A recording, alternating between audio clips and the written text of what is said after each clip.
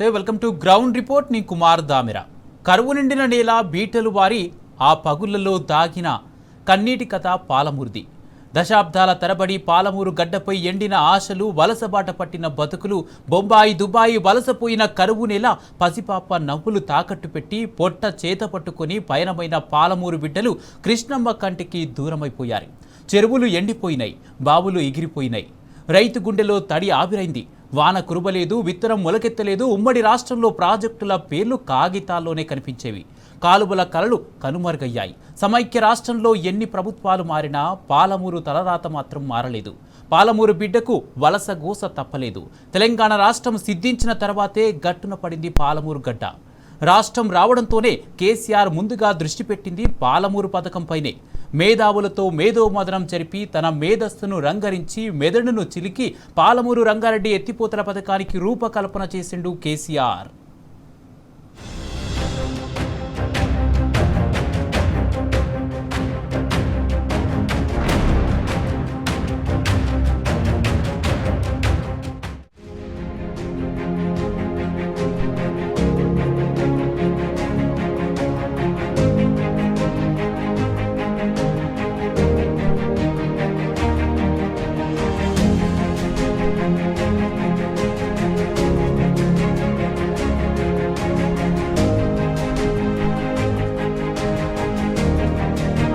పాలమూరు జిల్లా బీడు భూముల్లో కృష్ణా జలాలు పారించేందుకు గత బీఆర్ఎస్ ప్రభుత్వం పాలమూరు రంగారెడ్డి ఎత్తిపోతల పథకాన్ని చేపట్టింది.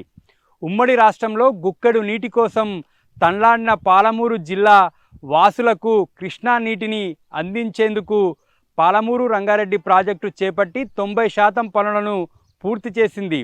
వలసల జిల్లాగా పేరుగాంచినటువంటి పాలమూరును సస్యశ్యామలం చేసేందుకు వేగంగా అడుగులు వేసింది గత బీఆర్ఎస్ ప్రభుత్వం. గత 2 ఏళ్లుగా కాంగ్రెస్ ప్రభుత్వము ఈ పనులను ఉద్దేశపూర్వకంగా పడావు పెట్టింది.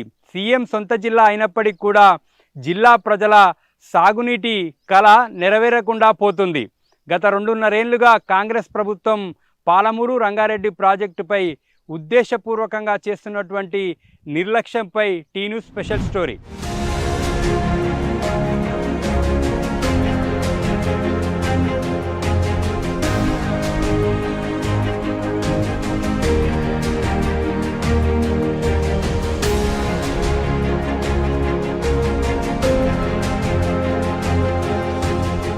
పాలమూరు రంగారెడ్డి ప్రాజెక్టులో భాగంగా ఇంటేక్ వెల్ వద్ద ప్రస్తుతం మనం ఉన్నాము. ఈ శ్రీశైలం బ్యాక్ వాటర్ నుంచి 2 కిలోమీటర్ల అప్రోచ్ ఛానల్ ద్వారా హెడ్ రెగ్యులేటర్కి నీళ్ళని తీసుకొస్తారు. ప్రస్తుతం మనం హెడ్ రెగ్యులేటరీ వద్ద ఉన్నాం. ఇక్కడ విజువల్స్లో చూడొచ్చు, శ్రీశైలం బ్యాక్ వాటర్ నుంచి 2 కిలోమీటర్ల అప్రోచ్ ఛానల్ ద్వారా హెడ్ రెగ్యులేటర్కి నీళ్లు వస్తాయి. ఇక్కడి నుంచి ఈ గేట్లు ఎత్తితే దిగువన ఉన్నటువంటి 3 టన్నెళ్ళు ఉంటాయి. ఈ 3 టన్నెళ్ళ నుంచి నీరంతా కూడా సర్జిపూల్కి వెళ్తుంది. అక్కడ ఉన్నటువంటి మోటార్ల ద్వారా నీటిని ఎత్తిపోస్తారు.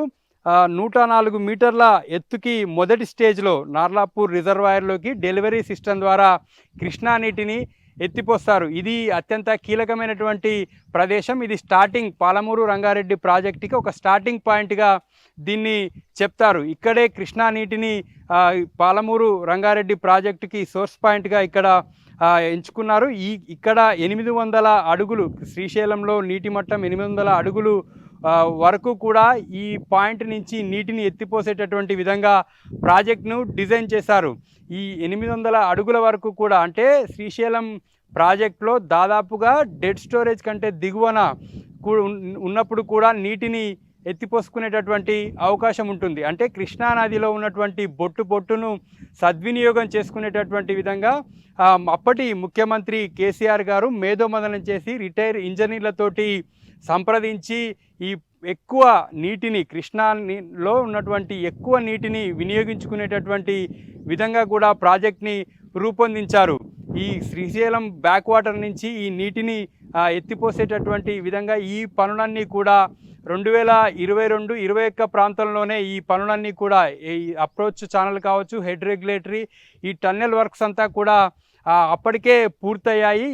ఇది మెయిన్ పాయింట్గా ఈ ప్రాజెక్టుకు సంబంధించి మనం చెప్పుకోవచ్చు. నీటిని ఎక్కువగా పాలమూరుకి మళ్లించాలి. సాధ్యమైనటువంటి వరద రోజులు 60 రోజులుంటే 60 రోజులతో పాటు తర్వాత కూడా నీటిని ఎత్తిపోసుకునేటటువంటి విధంగా శ్రీశైలంలో అతి తక్కువ నీళ్లు ఉన్నటువంటి సందర్భంలో కూడా నీటిని వినియోగించుకొని మన నీటి హక్కులు పూర్తి స్థాయిలో వినియోగించుకునేటటువంటి విధంగా కూడా ప్రాజెక్ట్ని రూపొందించారు. కేసీఆర్ గారు ఈ ప్రాజెక్టుకు సంబంధించి మొత్తం తెలంగాణలో ఉన్నటువంటి రిటైర్ ఇంజనీర్లు కావచ్చు, కృష్ణానదీ జలాల్లో ఏపీ ఏ విధంగా అయితే కృష్ణా నీళ్లను దోచుకుంటుందో దానికి అడ్డుకట్ట వేయలేకపోయినప్పటికీ కూడా మనకున్నటువంటి వాటాకు సంబంధించి మనము కూడా పూర్తి స్థాయిలో వినియోగించుకోవాలనేటటువంటి ఉద్దేశంతో ప్రాజెక్ట్ని రూపొందించారు. అత్యంత తక్కువ నీళ్లు శ్రీశైలంలో ఉన్నప్పుడు కూడా ఈ మోటార్లను ఆన్ చేసి కృష్ణా నీటిని మనం వాడుకునేటటువంటి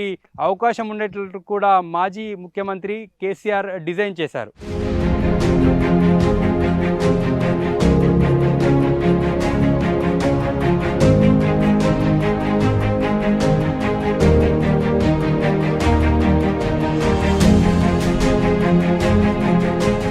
సాగునీరు లేక లక్షలాది మంది వలసలు వెళ్ళినటువంటి పాలమూరు బీడు భూములను సస్యశ్యామలం చేసేందుకు గత బీఆర్ఎస్ ప్రభుత్వం పాలమూరు రంగారెడ్డి ప్రాజెక్టును చేపట్టింది. అందులో అత్యంత కీలకమైనటువంటి నార్లాపూర్ పంప్ హౌస్ వద్ద ప్రస్తుతం మనమున్నాము. ఈ పంప్ హౌస్ నుంచి దాదాపుగా 1 టీఎంసీ నీటిని ఎత్తిపోసేటటువంటి విధంగా 4 మోటార్లను గత బీఆర్ఎస్ ప్రభుత్వ హయాంలోనే బిగించడం జరిగింది. 2023 సెప్టెంబర్ 16న అప్పటి ముఖ్యమంత్రి కేసీఆర్ ఒక పంపును ఆన్ చేసి ఈ పాలమూరు రంగారెడ్డి ప్రాజెక్టును ప్రారంభించారు. ఆ రోజు నుంచి ఈ రోజు వరకు కూడా ఇక్కడ ఎటువంటి పనులు కూడా జరగలేదు. కాంగ్రెస్ ప్రభుత్వం వచ్చాక ఒక్క అడుగు కూడా ముందుకు పడలేదు. ప్రస్తుతం మనం విజువల్స్లో చూడొచ్చు. 2023 వరకు ఎంతవరకైతే పనులు జరిగాయో ఆ యథాతథాస్థితి ఇప్పటికీ కొనసాగుతూ ఉంది. సీఎం సొంత జిల్లా అయినప్పటికీ కూడా ఈ ప్రాజెక్టు మీద ఎటువంటి శ్రద్ధ చూపలేదు. సొంత జిల్లా ప్రజలకు సాగునీరు ఇవ్వాలనేటటువంటి ఉద్దేశం ఈ రేవంత్ రెడ్డి ప్రభుత్వానికి లేదని చెప్పవచ్చు. సొంత జిల్లాలో లక్షలాది ఎకరాలకు సాగునీరు అందించేటటువంటి ప్రాజెక్టును గత బీఆర్ఎస్ ప్రభుత్వం చేపడితే దాన్ని ఉద్దేశపూర్వకంగా బీఆర్ఎస్ ప్రభుత్వానికి పేరొస్తుందనేటటువంటి ఉద్దేశంతో పనులన్నీ కూడా పడావు పెట్టడం జరిగింది.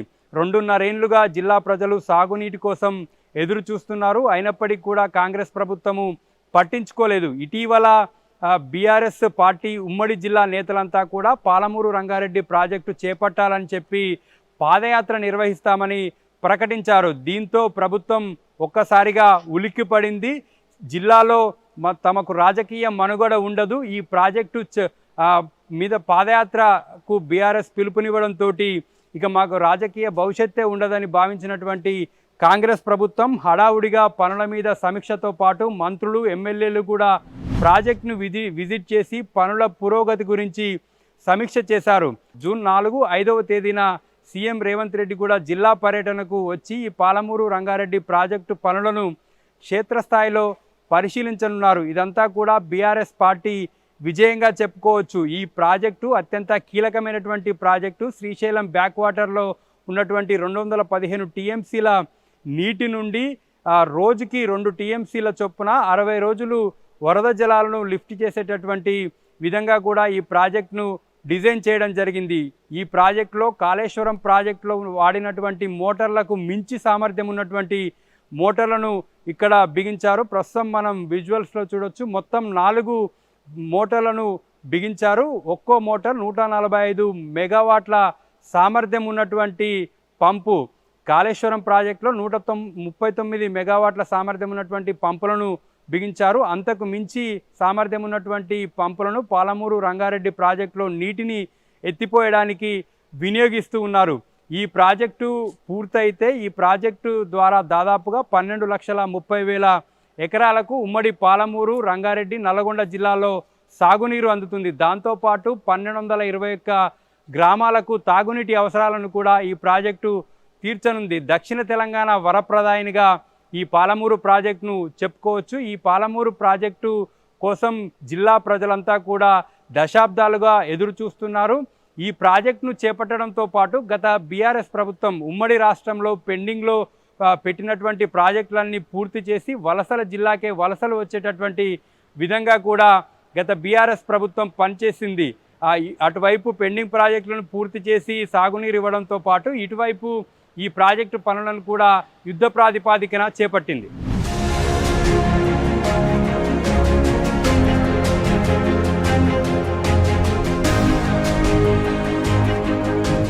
ప్రస్తుతం మనం నార్లాపూర్ రిజర్వాయర్ వద్ద ఉన్నాము.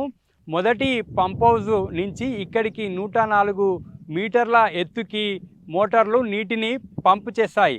ప్రస్తుతం మనం విజువల్స్లో చూడొచ్చు, నార్లాపూర్ రిజర్వాయర్ డెలివరీ సిస్టమ్ వద్ద మనం ఉన్నాము. 2023 సెప్టెంబర్ 16న అప్పటి ముఖ్యమంత్రి కేసీఆర్ గారు ఒక పంపుని ఆన్ చేశారు. తాగునీటి అవసరాల కోసం మొదటగా ఈ ప్రాజెక్ట్ని ప్రారంభించారు. ఈ ఉమ్మడి పాలమూరు జిల్లా ప్రజల సాగునీటి అవసరాలతో పాటు తాగునీటి అవసరాల కోసం ప్రాజెక్టు చేపట్టినప్పటికీ కూడా ఈ అనేక కేసులు అనుమతుల దృష్ట్యా మొదటగా తాగునీటి అవసరాల కోసం ఈ ప్రాజెక్టును ఉమ్మడి పాలమూరు జిల్లా ప్రజలకు అప్పటి ముఖ్యమంత్రి కేసీఆర్ గారు అంకితం చేశారు. ఇది పాలమూరు రంగారెడ్డి ప్రాజెక్టులో మొట్టమొదటి రిజర్వాయర్. ఇది 6 టీఎంసీల సామర్థ్యంతో ఈ రిజర్వాయర్ను నిర్మించారు. రిజర్వాయర్ స్వరూపం కూడా మనం చూస్తే గుట్టలను కలుపుతూ కట్టను కట్టారు. ఈ గుట్టలను కలుపుతూ కట్టను కట్టడం వల్ల తక్కువ ఖర్చుతోటి ఈ రిజర్వాయర్ నిర్మాణం జరిగింది. చుట్టూ కూడా గుట్టలు ఉన్నాయి. ఆ గుట్టలను కలుపుతూ బండును నిర్మించారు. ఈ మొత్తం రిజర్వాయర్లో 6 టీఎంసీల నీరు నిల్వ ఉంటుంది. బండు పొడవు దాదాపుగా 6 కిలోమీటర్ల వరకు ఈ బండు పొడవు ఉంటుంది. ఇది మొట్టమొదటి రిజర్వాయర్. ఇక్కడి నుంచి ఏదులకు నీరు వెళ్తూ ఉంది. ఏదులకు కూడా ఇక్కడి నుంచి టన్నెల్తో పాటు కెనాల్ ద్వారా కూడా ఏదుల పంప్ హౌస్ వరకు కూడా నీళ్లు వెళ్తాయి. ఇది అత్యంత కీలకమైనటువంటి మొట్టమొదటి రిజర్వాయర్ ఇది. ఈ రిజర్వాయరు ఇటు కల్వకుర్తి లిఫ్ట్ ఇరిగేషన్ సంబంధించినటువంటి రిజర్వాయర్ పక్కనే ఉంటుంది. ఆ రిజర్వాయరుకు సంబంధించి అక్కడి నుంచి నీరు కల్వకుర్తి ఆయకట్టుకు వెళ్తుంది. ఆ ఆయకట్టును కూడా స్థిరీకరించేటటువంటి లక్ష్యంతో అదే లెవెల్లో ఈ నార్లాపూర్ రిజర్వాయర్ను నిర్మించారు. అప్పటి ముఖ్యమంత్రి కేసీఆర్ ఇంజనీరింగ్ నైపుణ్యంతో ఇక్కడ ఉన్నటువంటి మేధావులు కావచ్చు, ఇంజనీరింగ్ నిపుణులతోటి చర్చించి తక్కువ ఖర్చుతోటి ఎక్కువ నీటిని వినియోగించుకునేటటువంటి విధంగా కూడా ప్రాజెక్టులను డిజైన్ చేశారు.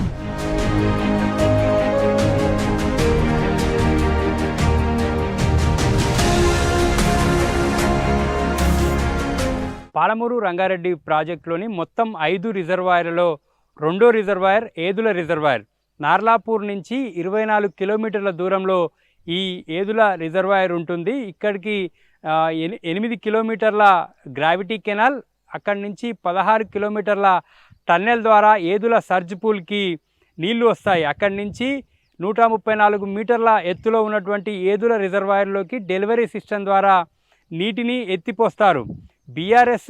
గత బీఆర్ఎస్ ప్రభుత్వంలో యుద్ధ ప్రాతిపాదికన చిత్తశుద్ధితోటి శ్రద్ధతోటి ప్రజలకు తాగునీరు, రైతులకు సాగునీరు అందించాలనేటటువంటి లక్ష్యంతో యుద్ధ ప్రాతిపాదికన పనులు చేపట్టి పూర్తి చేశారు. అందుకు నిదర్శనం మనం ఏదుల రిజర్వాయర్ను చెప్పుకోవచ్చు.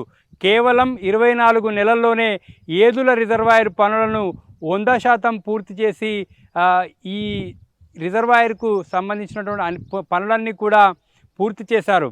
మాజీ మంత్రి నిరంజన్ రెడ్డి కృషితోటి ఈ పనులన్నీ కూడా వేగంగా పూర్తయ్యాయి. ప్రస్తుతం మనం విజువల్స్లో చూడవచ్చు. ఈ ఏదుల రిజర్వాయర్కు సంబంధించి పనులన్నీ కూడా 2021లోనే పూర్తయ్యాయి. కేవలం 24 నెలల్లోనే ప్రాజెక్టుకు సంబంధించి పూర్తి స్థాయిలో పనులన్నీ కూడా పూర్తి చేశారు.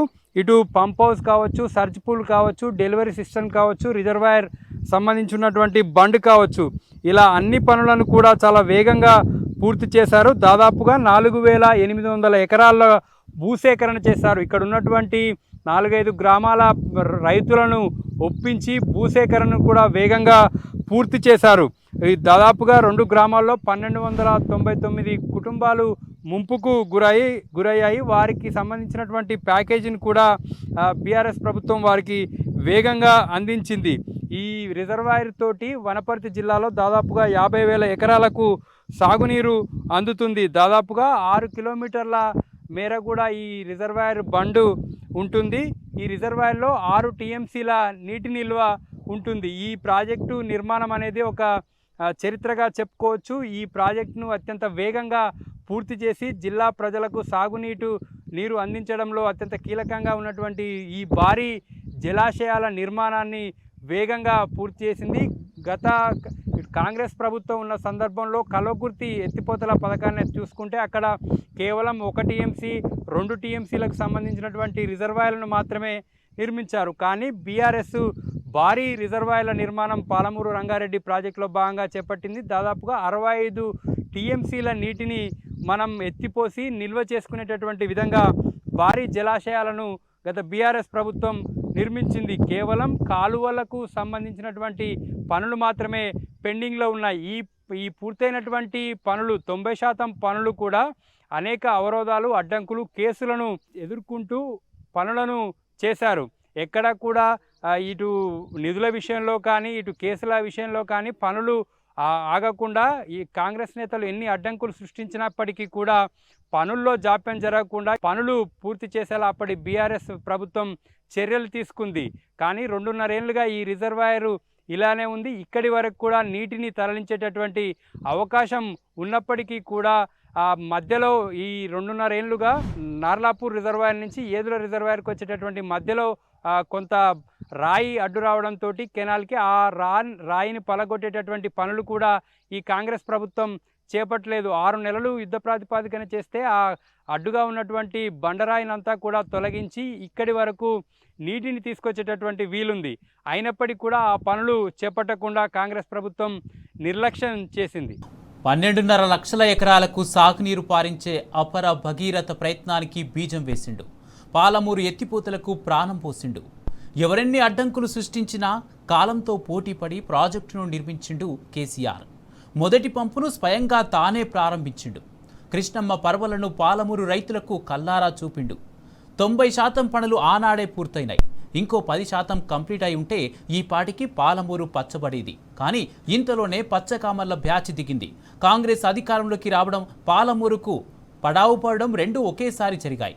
కేసీఆర్ మీద అక్కసుతో పనులను తొక్కిపెట్టింది కాంగ్రెస్ సర్కారు. మంచి పేరంతా కేసీఆర్కు పోతుందన్న భయంతో పనులు ముందుకు కదలనివ్వలేదు. 2.5 ఏళ్లుగా ప్రాజెక్టును పడావు పెట్టారు. బీఆర్ఎస్ కన్నెర్ర చేసేసరికి ఇప్పుడు నాటకాలు మొదలుపెట్టిండు రేవంత్. పాలమూరు ప్రాజెక్టు పర్యటన అంటూ హడావుడి చేస్తున్నాడు.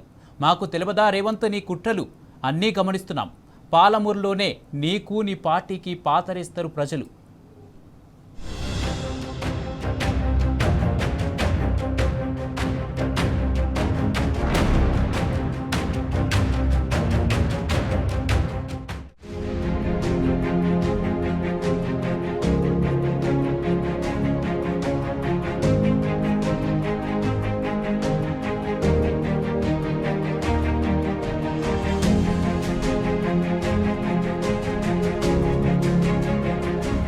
పాలమూరు రంగారెడ్డి ఎత్తిపోతల పథకంలో భాగంగా 3వ రిజర్వాయర్ వట్టెం రిజర్వాయర్ ఏదుల నుంచి 6.5 కిలోమీటర్ల గ్రావిటీ కెనాల్తో పాటు 22 కిలోమీటర్ల ట్విన్ టన్నెల్ ద్వారా వట్టెం పంప్ హౌస్కి నీరు చేరుతుంది. అక్కడి నుంచి మోటార్ల ద్వారా నీటిని వట్టెం రిజర్వాయర్లోకి పంప్ చేస్తారు.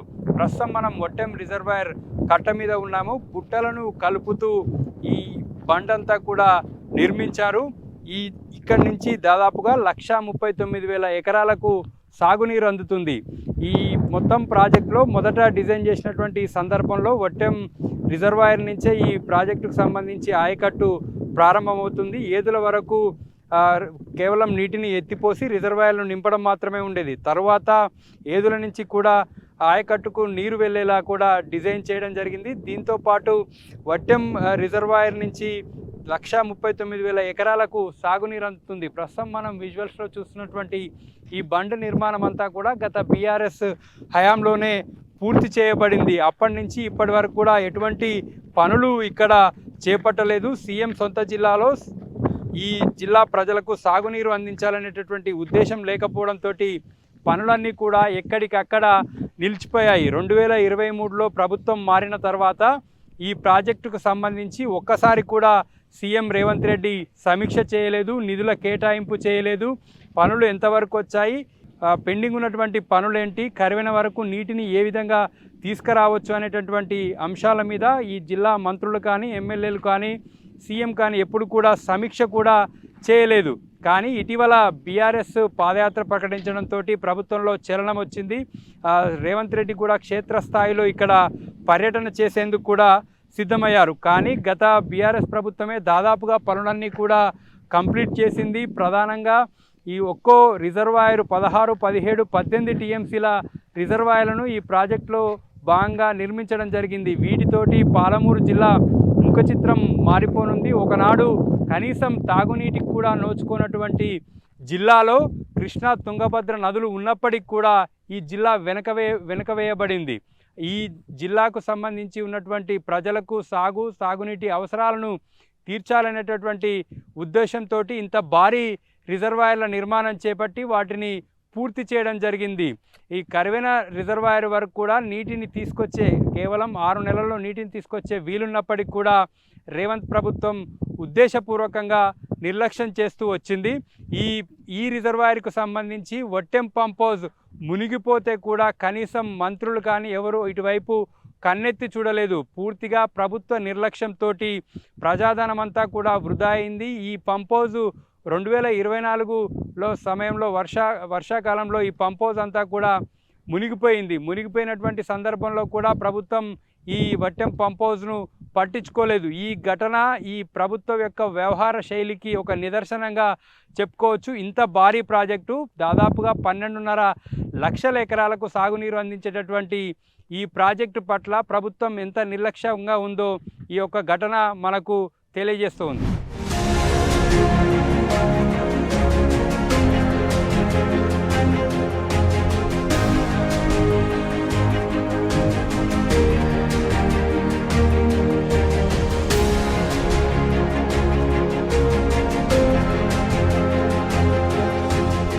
ప్రాజెక్టు నిర్మాణంలో భూములు కోల్పోయినటువంటి భూ నిర్వాసితులకు కూడా గత బీఆర్ఎస్ ప్రభుత్వం అండగా నిలిచింది.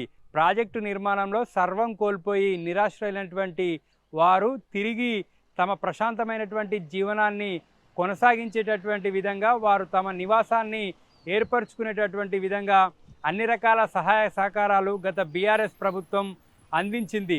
ప్రస్తుతం మనం కరువైన రిజర్వాయర్లో ముంపుకు గురైనటువంటి బట్టుపల్లి తండాకు సంబంధించినటువంటి R&R సెంటర్ వద్ద ఉన్నాము. ఇక్కడ విజువల్స్లో చూడొచ్చు, గత బీఆర్ఎస్ ప్రభుత్వంలో ఎమ్మెల్యేగా ఉన్నటువంటి ఆల వెంకటేశ్వర్ రెడ్డి ఈ కాలనీ ఏర్పాటుకు అన్ని రకాలుగా సహాయ సహకారాలు అందించడంతో కాలనీ వాసులు కృతజ్ఞతగా ఆల వెంకటేశ్వర్ రెడ్డి కాలనీ పేరుతోటి గ్రామ పంచాయతీని ఏర్పాటు చేసుకున్నారు. ఇక్కడ కాలనీలన్నీ కూడా గేటెడ్ కమ్యూనిటీ తరహాలో నిర్మించుకున్నారు. వారు భూములు కోల్పోయినప్పుడు వచ్చినటువంటి పరిహారంకు సంబంధించినటువంటి డబ్బులు వృధా కాకుండా వారు తిరిగి ఇల్లు నిర్మించుకునేటటువంటి విధంగా వారికి కావలసినటువంటి మౌలిక వసతుల కల్పనలో కూడా గత బీఆర్ఎస్ ప్రభుత్వం అన్ని రకాలుగా వీరికి అండగా నిలిచింది. మొత్తం 5 రిజర్వాయర్లకు సంబంధించి దాదాపుగా 27,500 ఎకరాల భూసేకరణ చేసినటువంటి సందర్భంలో రైతులను ప్రజలను ఈ ప్రాజెక్టు యొక్క ఆవశ్యకతను వివరిస్తూ వారిని భూములు ఇచ్చేలా గత బీఆర్ఎస్ ప్రజాప్రతినిధులంతా కూడా ఒప్పించారు. వారు తిరిగి R&R సెంటర్లలో వారికి కావాల్సినటువంటి మౌలిక వసతులు కావచ్చు, వారు తమ సొంతంగా ఇండ్లను నిర్మించుకునేటటువంటి విధంగా వారికి కావాల్సినటువంటి అన్ని రకాల సదుపాయాలను కూడా శ్రద్ధగా వారు గత బీఆర్ఎస్ ప్రభుత్వం కల్పించింది. ఈ ప్రస్తుతం మనం విజువల్స్లో చూస్తున్నటువంటి ఈ కాలనీకి సంబంధించి కరువైన రిజర్వాయర్లో వీరంతా కూడా ముంపుకు గురైనటువంటి తాండాకు సంబంధించినటువంటి ఒక కాలనీ. ఇటువంటి కాలనీలు 10ల సంఖ్యలో ఈ రిజర్వాయర్లో ముంపుకు గురైనటువంటి గ్రామ పంచాయతీలు కావచ్చు, ఇటు తండాలు కావచ్చు, వారంతా కూడా ఒక చోట నివాసాన్ని ఏర్పరచుకున్నటువంటి సందర్భాన్ని చూస్తున్నాము. వెంటనే ఆ ప్రాజెక్టులో భూములు కోల్పోయినటువంటి సందర్భంలో పరిహారంలో ఎటువంటి జాప్యం లేకుండా వెంటనే నిధులు విడుదల చేయడంతో వారంతా కూడా ఆ సమయంలో తక్కువ ధరకు భూములు ఉండడంతో వెంటనే కొనుగోలు చేసి వీరంతా కూడా ఒకే చోట ఉండేటటువంటి విధంగా కూడా ఇండ్లను నిర్మించుకున్నారు. ఉమ్మడి రాష్ట్రంలో ప్రాజెక్టుల నిర్మాణం చేపడితే ప్రాజెక్టుల నిర్మాణం దశాబ్దాల పాటు కొనసాగడంతో పాటు ముంపుకు బాధితులంతా కూడా దశాబ్దాల పాటు పరిహారం కోసం ఎదురు చూడాల్సినటువంటి దుస్థితి ఉండేది. కానీ ప్రాజెక్టు నిర్మాణం పూర్తి కాకముందుకే వీరందరికీ కూడా పరిహారం అందజేసి వీరంతా కూడా తిరిగి అంతకుముందు ఏ విధంగా అయితే వారి జీవనాన్ని కొనసాగించారో అదేవిధంగా తిరిగి వారంతా కూడా ఒకే చోట ఉండేటటువంటి విధంగా కూడా వారికి అన్ని రకాల సహాయ సహకారాలు అందించడంతో పాటు పరిహారాన్ని వేగంగా అందజేయడంతో వారంతా కూడా ఈ విధంగా గేటెడ్ కమ్యూనిటీ తరహాలో R&R సెంటర్లన్నీ కూడా మనకు ఈ ప్రాజెక్టులో భూములు కోల్పోయినటువంటి నిరాశ్రయులైనటువంటి వారికి ఈ విధంగా ఇండ్లు నిర్మించుకోవడంలో కూడా బీఆర్ఎస్ ప్రభుత్వం అప్పట్లో అన్ని రకాల సహాయ సహకారాలు అందించడంతో ఈ విధంగా అద్భుతమైనటువంటి ఇళ్లను కూడా వారు నిర్మించుకున్నారు.